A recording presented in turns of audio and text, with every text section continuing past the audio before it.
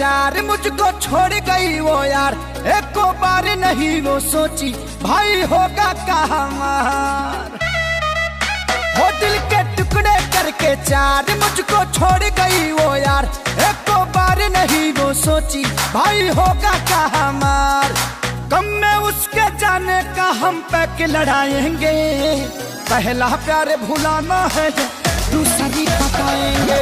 ओके ओके ओके ओके पहला प्यार भुलाना है दूसरी बताएंगे। ओके ओके ओके ओके अब किस पे हम करे भरोसा, हर लड़की देती है धोखा। क्या कमी थी मुझ में भाई, उसने ऐसा काहे सोचा। ऐसी भरी जवानी कैसे यार अकेले काटेंगे, खतरों के खिलाड़ी हैं हम, फिर से गोलेंगे मौका। सारा माल खर्चा करा के ड्रेस पे, कर दिए काउंट मेरा जीरो बैलेंस पे।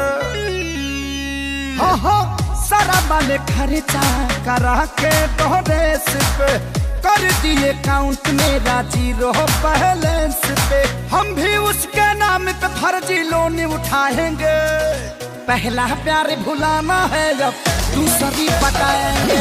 ओके ओके ओके ओके पहला प्यार भुलाना है अब दूसरी बताएंगे। ओके ओके ओके ओके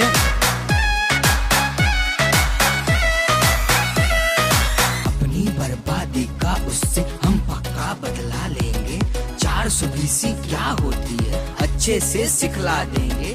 पैसे के चक्कर में उसने मुर्गा कोई फंसा लिया, उससे अच्छी कोई पटा के हम उसको दिखला देंगे। महंगा पड़ेगा पंगा सोनू खेसारी से, जाई के सलाह लेंगे असुती बारी से। महंगा पड़ेगा पंगा विवेक खेसारी से, जाई के सलाह लेंगे आंसू तिवारी से।